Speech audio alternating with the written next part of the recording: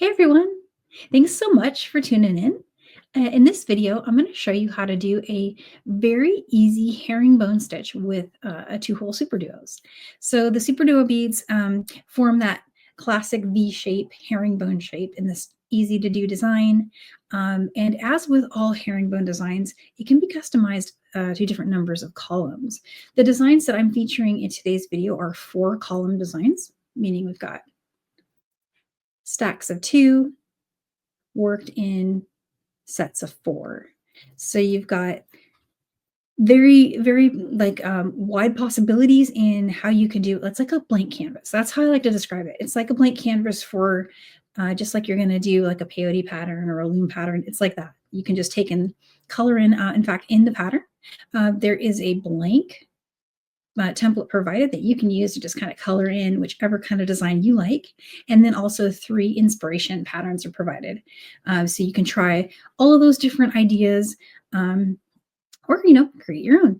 And don't be afraid to change the number of columns. You can work these in as few as 1 column up to as many as you like.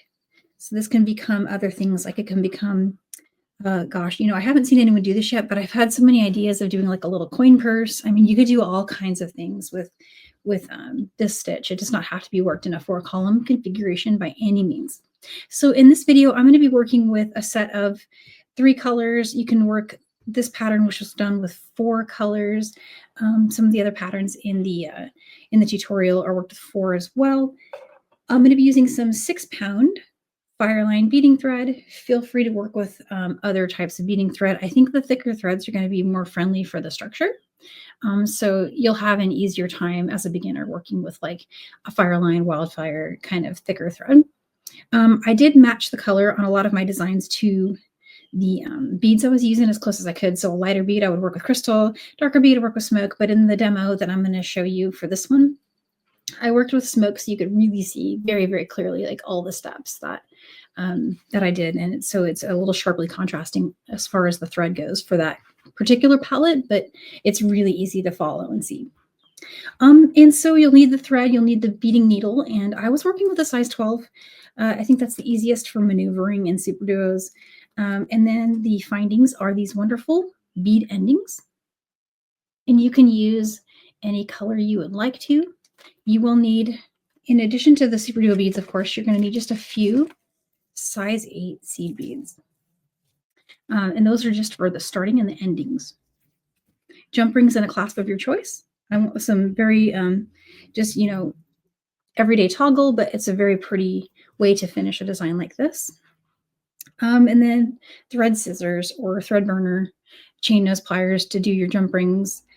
And that's it. That's all you need. So I'm going to go ahead and dive in and show you step by step. We'll start with making the first rows. We'll show adding thread. We'll show how to finish each of the ends and to weave in. All right, so let's get started. All right, so let's get started.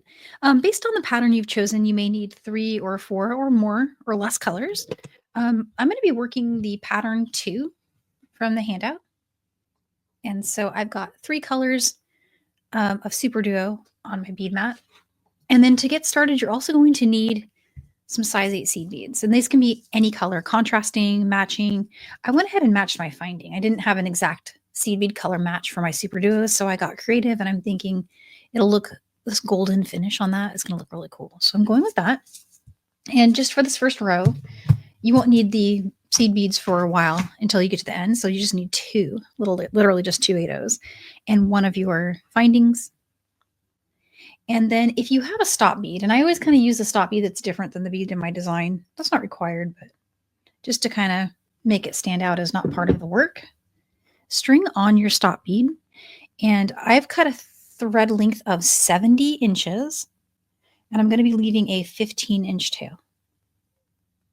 And that tail will be used to reinforce and weave in that first row that we're about to create. So there's my stop bead. And you just string that on by going back through it, and it creates just a little thing for those beads to bump up against. And then just take a look at your pattern to figure out what order to string. So I'm going to string, in fact, I think what I'll do is just move the order of these. Might be helpful for as I'm going. So I'm going to be stringing my colors in this order. So we'll go with 2 pink and then 1 of the 8 seed beads and 2 yellow. And then I'll be stringing on the finding, 2 of the orchid. So here's what I have so far. And then it goes back to pink. And that's just right off the pattern there on the pattern 2. And so that's just row 1 right there. And what you want to do to begin the next row is there's 2 holes in every SuperDuo. So if SuperDuos are new to you, just take a look at them and they're symmetrical. There's 2 holes. And we're going to do a step up through the second hole in that row. And try to keep the first row tight. And one of the best ways to do that is when you create this little step up here, what you can do is just right before you can tighten it and then pull through. You can also use your stop bead and tighten it on that side too. But there will be more opportunities to tighten this up as we go. So you'll have something that looks like this. And it might make a little smile at first, but don't worry, that will even out as we stitch. So for the next row, just take a look at your pattern and whichever is the next bead. So for me, if you look at this one, it's going to be my orchid color because this is just a very easy stripy pattern. And we'll pick up 2 beads. And now what we're going to do is we're going to go through the next 2. So we're working through the top holes of the row 1 SuperDuos. I'm just going through those 2 right there.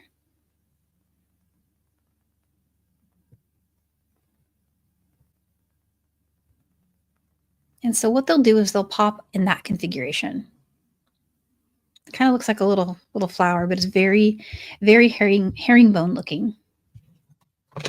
And then the next one for me is going to be the yellow. We'll just go through the next 2 here.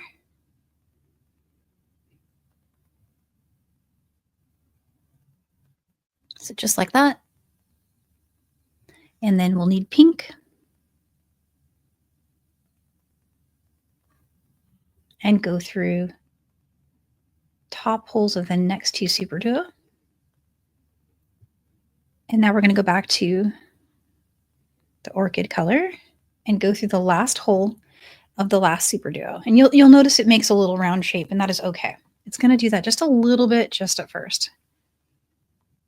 But so we've got that going there. What you want to do next is you're going to do another step up.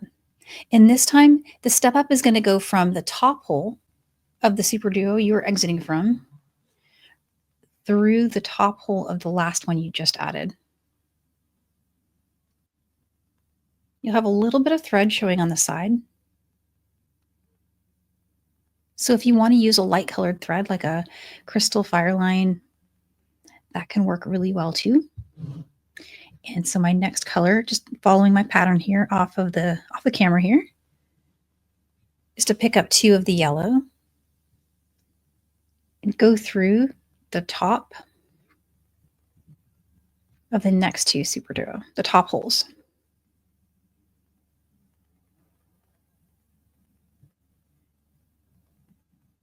Next 2 are the orchid.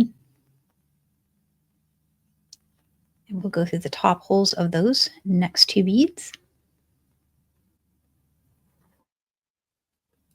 And just like with herringbone, sometimes I have to help them just adjust a little bit to get them to stay in that herringbone shape.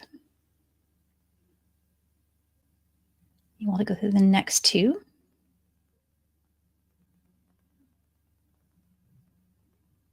And then last but not least, you'll go through the last open SuperDuo hole with having picked up 2 more. So we're always picking up 2, going through 2, with the exception of the edges. And at this point, you'll start to see it coming together. You'll lose that whisper of a little bend there at the starting row. And then here again is our step up.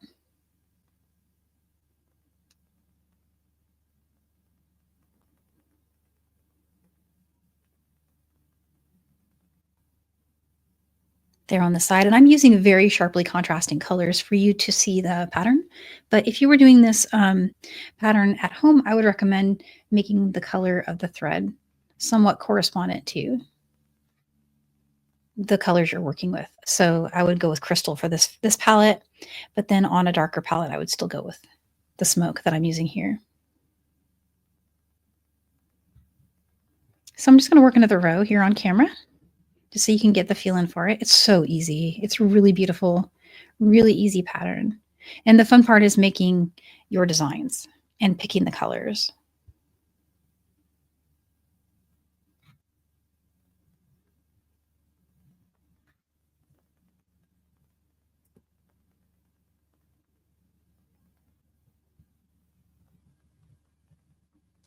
So pattern 2, which is the one I'm working right now, it repeats itself every 3 rows. So you'll notice the row that I just created is a match of row 1. It is probably the easiest pattern in the bunch. I think it's the easiest one to follow. Here's the step up right here.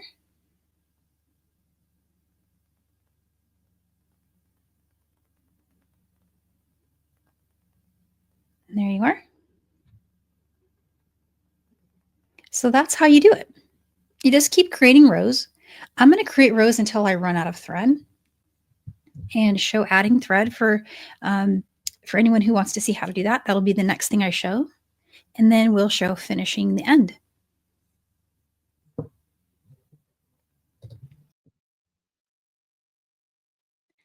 So you'll probably get about halfway through your design, and then you'll run to a point where you've got maybe a little more than 10 inches left of thread.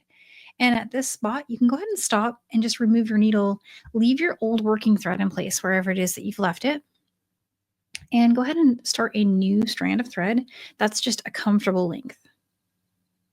I wouldn't make it any longer than, 65 or 70 inches, because that can tend to get a little, more likely to get a knot. Now, the goal is to get our thread exiting from the same spot that our old thread is currently left off. So what you'll want to do is weave around to get yourself to that spot. So just pick a spot somewhere back in the work. And sometimes I'll just go through, the goal is to follow the same thread path. Then you'll end up in the same spot as your exiting thread. And so that's what I'm doing here. I'm just going to start going through a few beads. Leave a little bit of a tail so you can use that as your test. Our goal is to weave around to a point where when we pull on this strand, that one stops moving. And it might take a few trips through a few beads to get there, but you'll get there.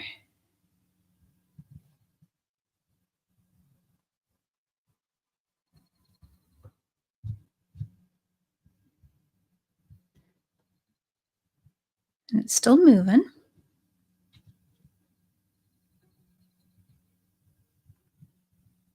We'll head down through this row here.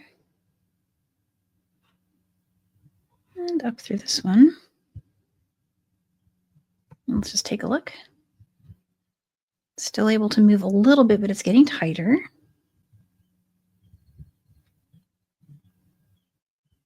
And from here, just head down. And now it's starting to get a little better. I'm going to copy my step up, and that should do it. So now when I pull on this, that side is pretty tight. So you can go ahead and remove that tail now if you'd like, or you can wait until you put a row on top of it. Either way is fine. I'll just go ahead for simplicity and remove that now. And then just carry on with your rows. So leave this old working thread in place for now. Once you've got a few rows on, you can just put a needle back onto that old working strand and weave it up into the new rows. Another thing you can do is you can just finish the bracelet. So keep going till you get to the end, and then right at the end, you could weave it in. And that's often what I do on a lot of designs, not just in this particular design, but like especially with my peyote and loom work. Well, especially with loom work and things like that, I'll just leave that old working thread hanging out.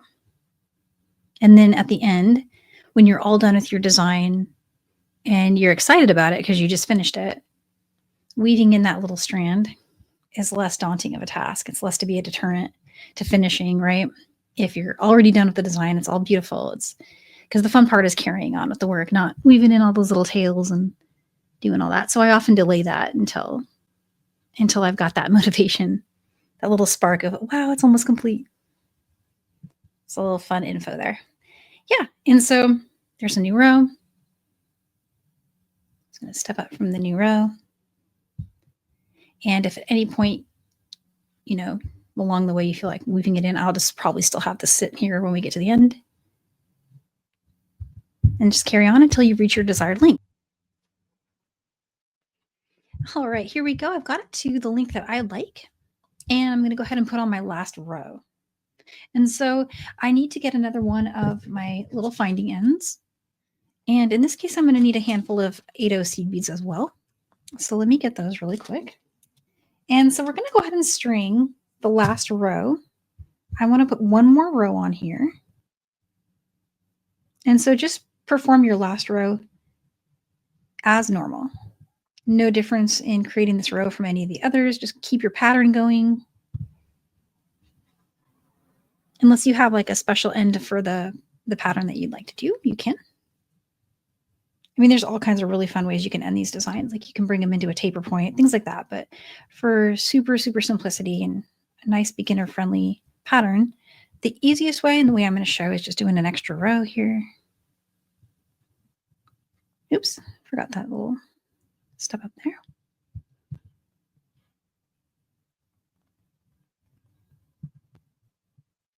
There we go.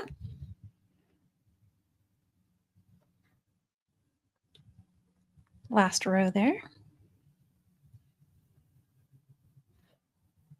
And here's the step up. And we'll start with an 8/0 seed bead. We'll go through the next two. Another 8/0 seed bead. Go through the next two. One more like that. And another 8/0 seed bead. And go through the last SuperDuo. So you should have this beautiful little end for your rows. And when you want to get back through those 8/0s, heading in the opposite direction. And the way I like to do that, the easiest way, is just turn my work here on the side and grab that thread bridge. Just go under it with your needle.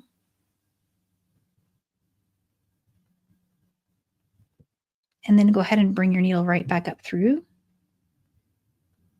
And it'll create a little jump here on the side like that. Through, just normally just going to go through this one. And then up through the next one, which will bring me to the second 8/0 seed bead. And now I'm going to string one 8/0 seed bead, my finding, and one more 8/0 seed bead. Go through the next 8/0. And it'll attach your finding right to the center like that. So it's a little different than your first start, but it keeps your finding in the center. So all we have left to do here is to reinforce. And so you'll just want to weave around. And on this side, we'll use the working thread to do that. And on the starting side, you'll just bring that tail, take off the stop bead, and weave through on that side as well. And you can use all those same little turning tricks that I showed a second ago. And you might find on this side, let me bring you over to this side really quick, that you're missing the requisite thread bridge to do that turn because there's no connection here. So easy enough, you can just create one. Step down through the next seed bead here. Make another turn. And this time you want to go through these two.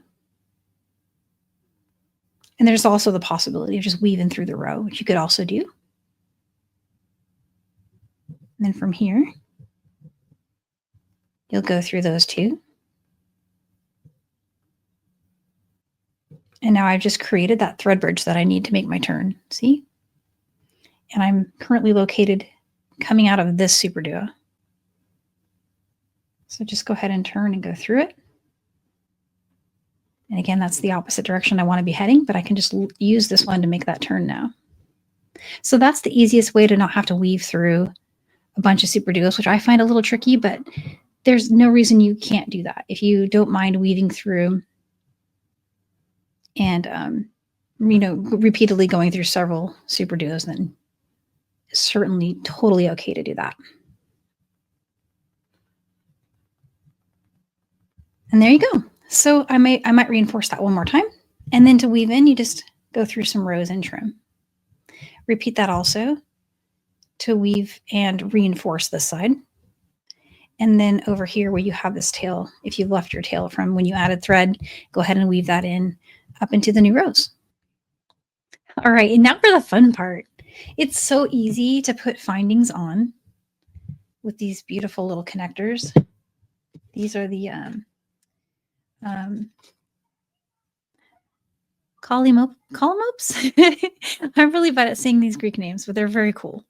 So I'm connecting just directly onto that with just a good old jump ring. And I'm going to go ahead and put the ring side, any toggle, any clasp you want. It's going to work here just fine.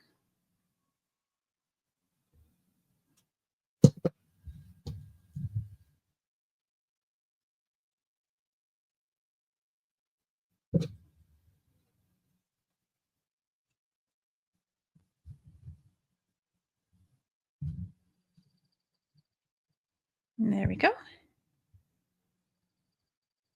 I like to do 2 jump rings with my toggles just in case, I want them to be able to slide on really easy. And you get a little extra maneuverability if you take the bar side and give that 2 jump rings. You might not need it though. You can always just test it.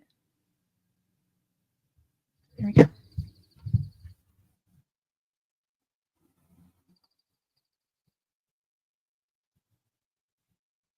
Very cool. Very, very cool. So yeah, I probably could get away with just one jump ring here if I wanted. I feel like that was pretty easy to put on. But yeah, I'll just do the same thing with this one and any other beautiful ones that I create. And that's all there is to it. It's super, super easy to make. Thanks so much for watching this video. I cannot wait to see the patterns you create for your beautiful herringbone SuperDuo designs. And I want to wish you happy beading and see you for the next one.